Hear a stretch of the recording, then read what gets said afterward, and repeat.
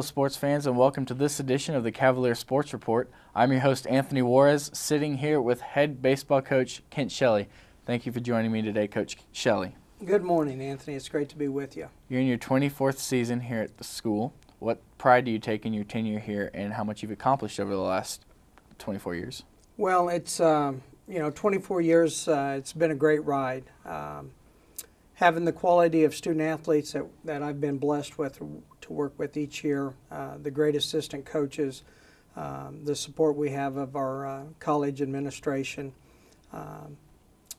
It's just a guy couldn't ask for a better place to work. To be able to travel the country and represent Johnson County Community College, not only in Kansas but throughout the country. It's been a great privilege and an honor.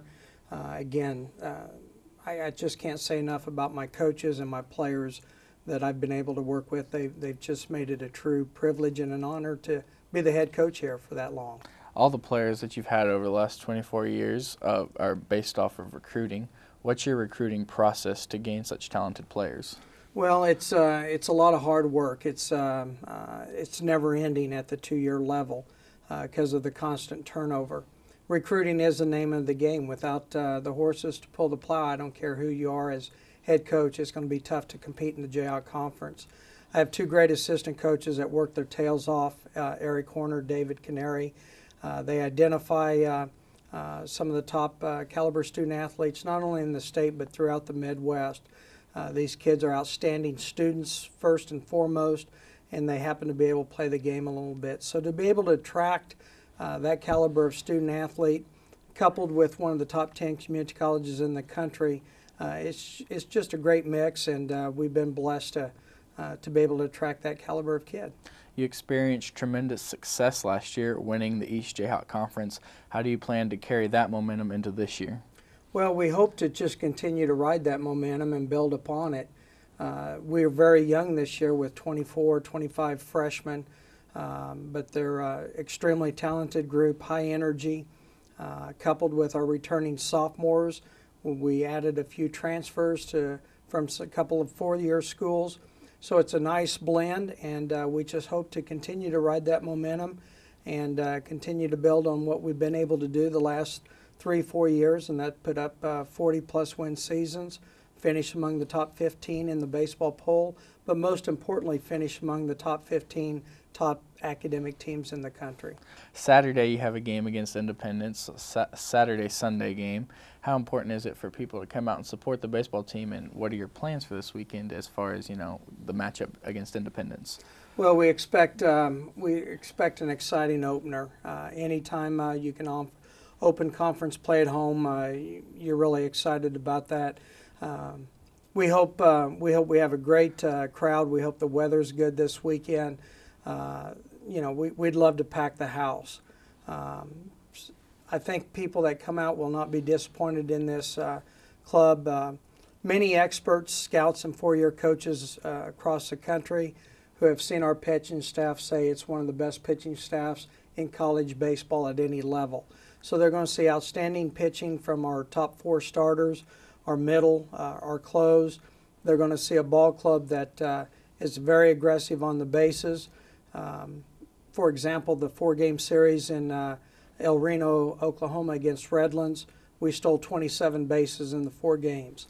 So we're going to be aggressive. We're going to take care of the baseball defensively and manufacture runs. So we're hoping for great weather, a great crowd, and a great opening series at home, because it's going to be important for this young club to get off to a good start in the conference. There's so many factors that go into baseball between power hitting, speed, defense, pitching. You touched on a few of them there. Being the head coach, you have the ability to kind of factor in some of the decisions you make, whether to steal. What's the most important part in your mind of the game of baseball? Getting men on base. We haven't been able to learn through the years how to steal first base. So when we figure out how to do that, I think I'll write a book and retire to an island where it never gets below 70 degrees. But, I think for us, the thing is to be able to manufacture some runs. I think with this pitching staff, for the most part, it's not going to be like years past where we need to put up 7, 8, 9 runs.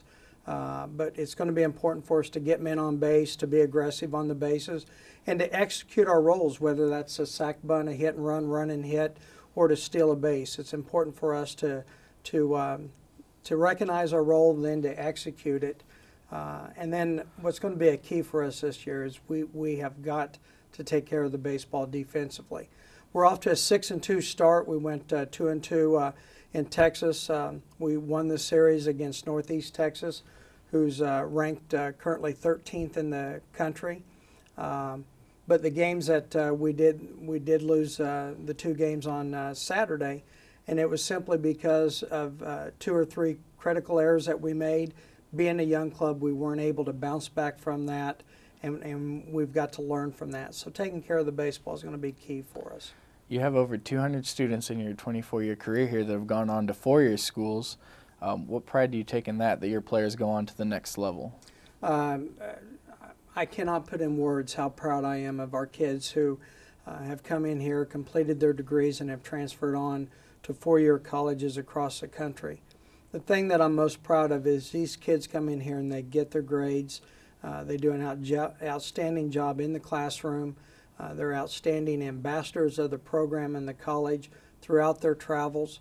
And when these kids transfer on, whether it's NAIA or Major Division I, these kids are team leaders. They're selected captains. They're everyday starters. These are not kids that go on and sit on the bench and watch from the stands. These are impact players. They're quality kids. I just couldn't be more proud of them. And this year's sophomore class, a good majority of them have already signed early, and we're just very, very proud and very happy for them, and wish them well as they continue their academic and athletic careers. Something people might not know about you is that you're actually a scout for the Kansas City Royals, and you have some of your former players that have gone on to the major league level, including Kit Pello, who played for the Royals. What was that experience like, and what's the experience like to be a scout for a major league team? Well, it's again, that's been an outstanding ride for me. I've been a scout with Kansas City for 25 years, and I just couldn't be more proud. I know we've had quite a few lean years, but for the fans out there like yourself that are big Royals fans, it's not going to be very far off. Baseball America ranked us the #1 minor league system in Major League Baseball. We've got some kids very close to come up to the major leagues. But so hang in there.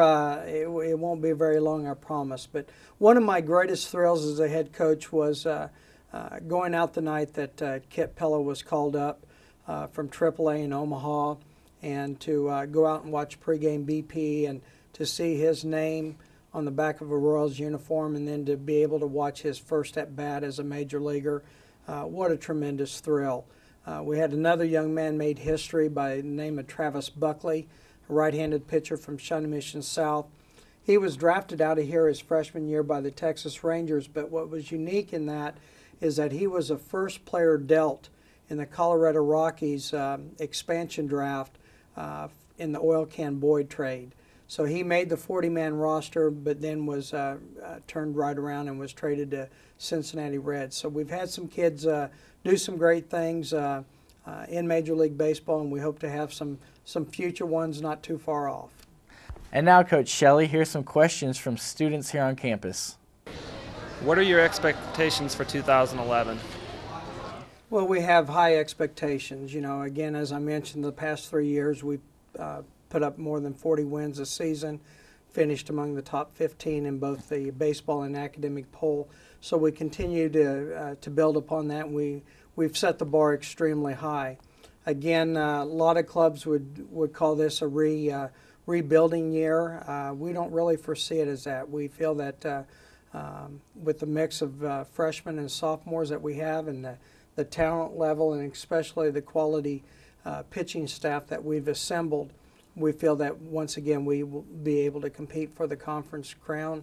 Hopefully the Region 6 championship and a return trip out to Grand Junction and the JUCO World Series. Coach Shelley, boxers or briefs? Boxers or briefs, I guess, Anthony, it depends on the day of the week, but probably most generally boxers. Well, once again, thank you to Coach Shelley for joining me today. And for more sports action, make sure you catch future shows on the Cavalier Sports Report. I'm your host, Anthony Juarez, and thank you for joining us.